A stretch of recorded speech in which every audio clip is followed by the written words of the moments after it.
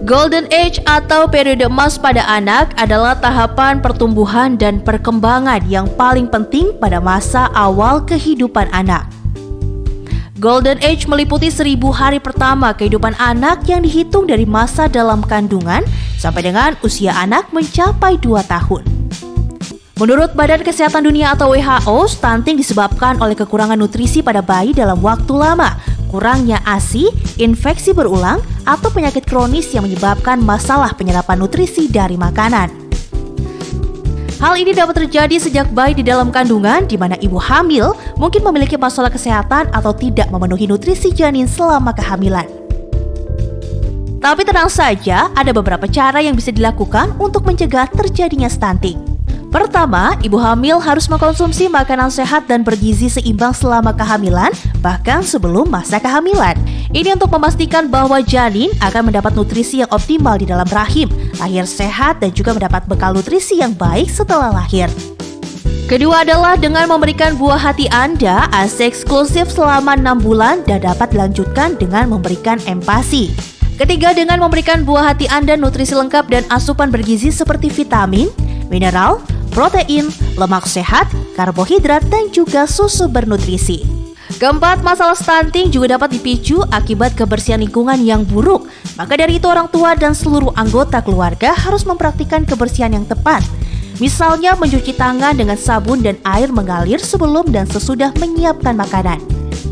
Kelima, salah satu pemicu gizi buruk adalah akibat anak yang susah makan. Ada beberapa penyebab anak tidak mau makan, termasuk alergi atau intoleransi makanan, reflux, muntah, diare, sembelit, kolik, atau kondisi kesehatan yang lebih serius lainnya. Ibu dapat memberikan variasi makanan yang sehat dan beragam. Dan yang terakhir, penting untuk konsultasi kesehatan anak secara rutin baik di posyandu, puskesmas, atau pusat pelayanan kesehatan terdekat ya Bu. Ayo, cegah stunting sejak masa kehamilan dan biasakan hidup sehat ya. Assalamualaikum warahmatullahi wabarakatuh. Waalaikumsalam. Waalaikumsalam warahmatullahi wabarakatuh. Selamat siang.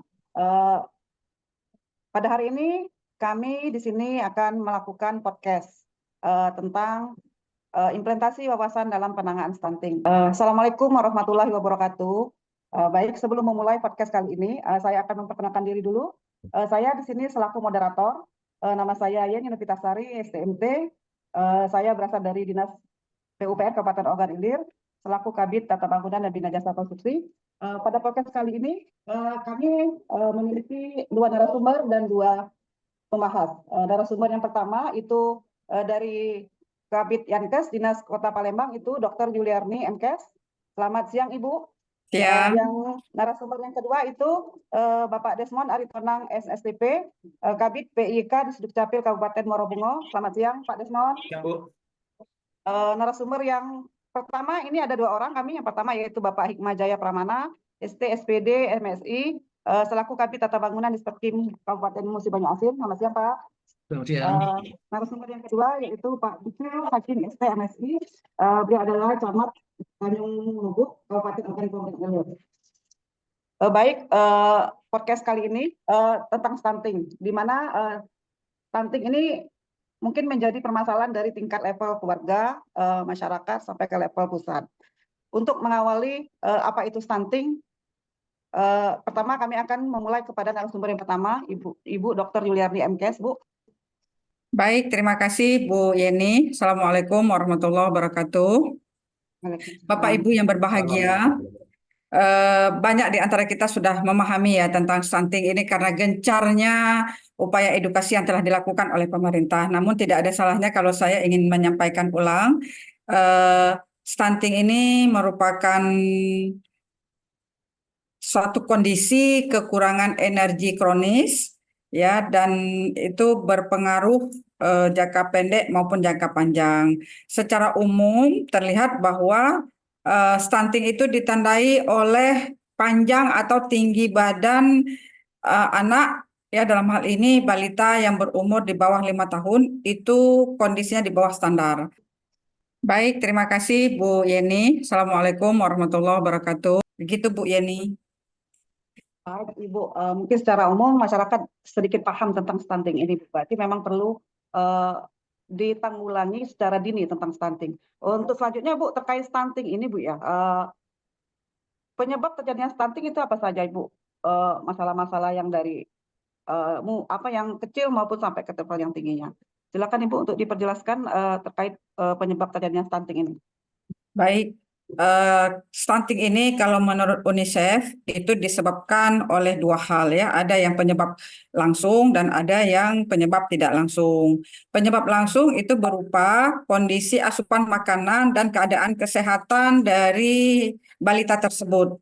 Nah, kemudian penyebab tidak langsung adalah ketersediaan dan pola konsumsi rumah tangga. Begitu juga dengan pola pengasuhan anak dan sanitasi lingkungan.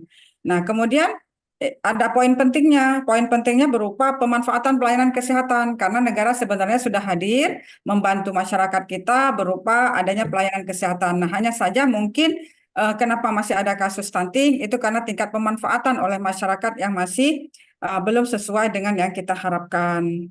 Penanganan stunting ini memang harus dikeroyok rame-rame. Dikeroyok itu maksudnya kita sama-sama melaksanakan tugas sesuai dengan tupoksinya kita masing-masing secara maksimal sehingga angka stunting ini bisa kita turunkan sesuai dengan target RPJMN yaitu di angka 14%.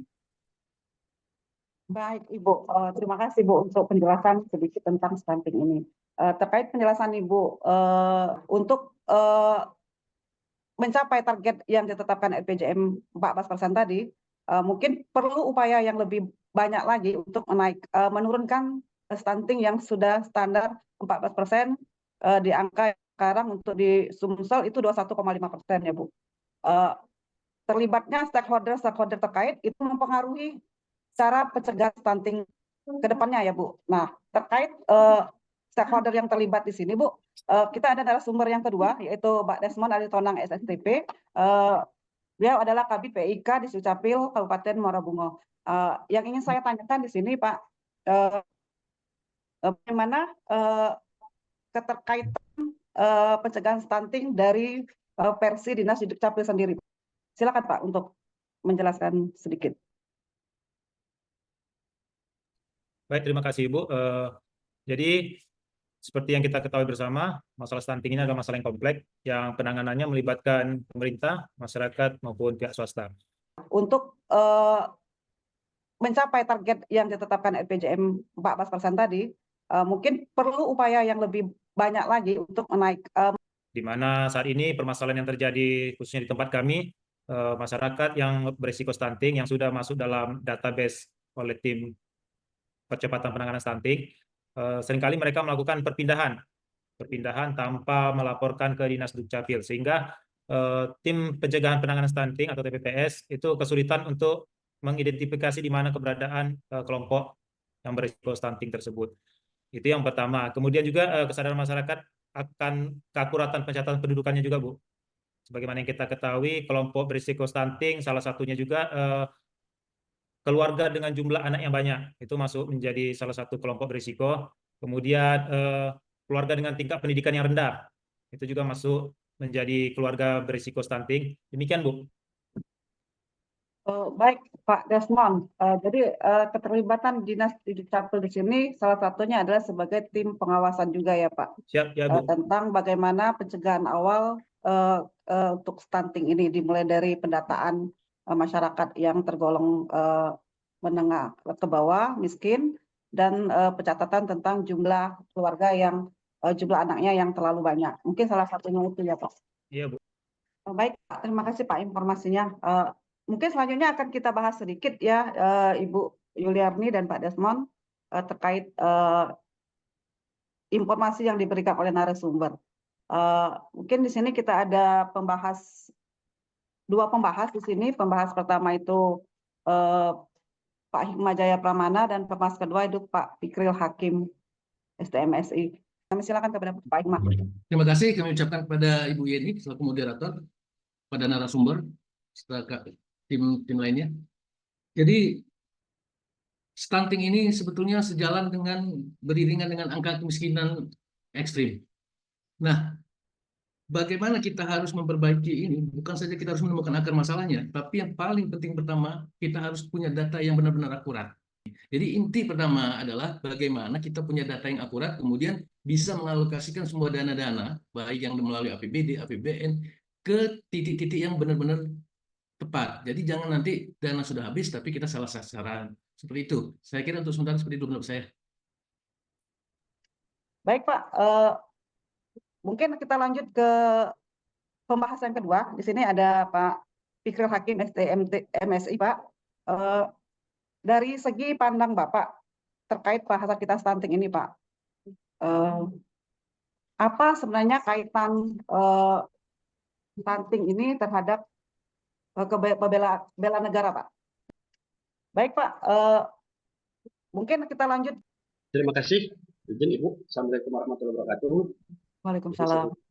Sehubungan dengan pembahasan kita pada siang hari ini, yaitu mengenai stunting, sebagaimana telah disampaikan narasumber sebelumnya dan juga membahas sebelumnya. Kami sudah sepakat untuk menambahkan, mungkin telah dibahas sebelumnya.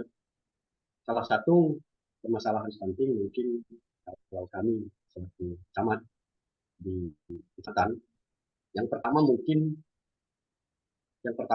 tergantung dari instruksi atau keseriusan kepala daerah. Jadi itu pokok penting. Yang pertama. Yang kedua, mungkin kami juga sepakat dengan Pak Desmond Aitonang tadi masalah pendataan Bapak. Jadi data merupakan awal kita dalam hal pelaporan dan pengentasan stunting ini, yang mana akurasi data stunting erat kaitannya dengan NIK dan kartu keluarga dalam inputan data di PKS, data terpadu kesejahteraan sosial. Yang pertama. Yang kedua, mungkin kami juga sepakat dengan adanya intervensi terintegrasi seperti halnya yang disampaikan Dr. Yuli tadi, bahwa kita kerjanya harus keroyokan. Jadi ada koordinasi dan komunikasi, selain itu juga ada sinkronisasi, sehingga kita bekerja secara kolaboratif, tidak ada overlapping, dimulai dari perencanaan untuk kegiatan, pendataan, pelaksanaan kegiatan, maupun sampai akhir kita pelaporan, sehingga seluruh kegiatan, seluruh elemen bisa bahu-membahu, bisa bersatu padu untuk sama-sama menuntaskan atau mengintervensi penurunan percepatan stunting di daerah kita masing-masing. Mungkin itu saja Bu pengantar dari kami. Terima kasih. Wassalamualaikum warahmatullahi wabarakatuh. Assalamualaikum. Terima kasih Pak Fikril untuk masukan dan pembahasannya. Dari sini mungkin kita akan ambil sedikit poinnya. Mungkin nanti kesimpulan sedikit akan disampaikan oleh narasumber kita yang pertama, yaitu Ibu Dr. Yuliani, dari hasil pembahasan kita kali ini, di podcast kali ini. Dengan adanya intervensi terintegrasi, seperti halnya yang disampaikan Dr. Yuli tadi, bahwa kita kerjanya harus keroyokan. Jadi ada... Silakan Bu Yuliani.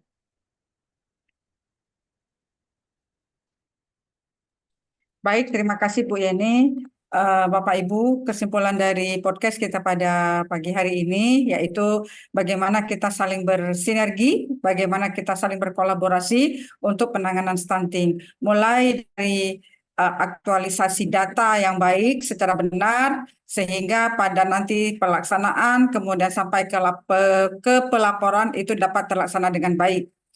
Begitu juga di dalam proses pelaksanaan, kita saling mendukung, saling berkolaborasi, saling bersinergi dengan satu komando yang sama, ya, satu komando untuk menuju satu cita-cita yang mulia, yaitu menurunkan prevalensi stunting di akhir tahun 2024 berada di angka 14% sesuai dengan target RPJMN.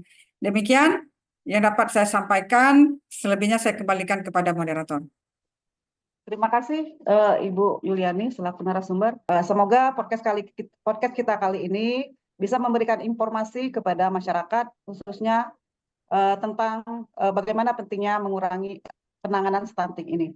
Terima kasih kepada narasumber Ibu Dr. Yuliani untuk kesempatannya hadir dalam podcast kali ini. Narasumber kedua Pak Desmond Aitonang, pembahas satu Pak Hikmajaya Pramana, dan Pak Fikril Hakim.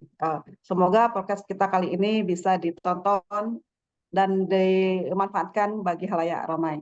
Terima kasih kehadirannya. Saya tutup podcast kali ini dengan ucapan Assalamualaikum warahmatullahi wabarakatuh. Waalaikumsalam warahmatullahi wabarakatuh.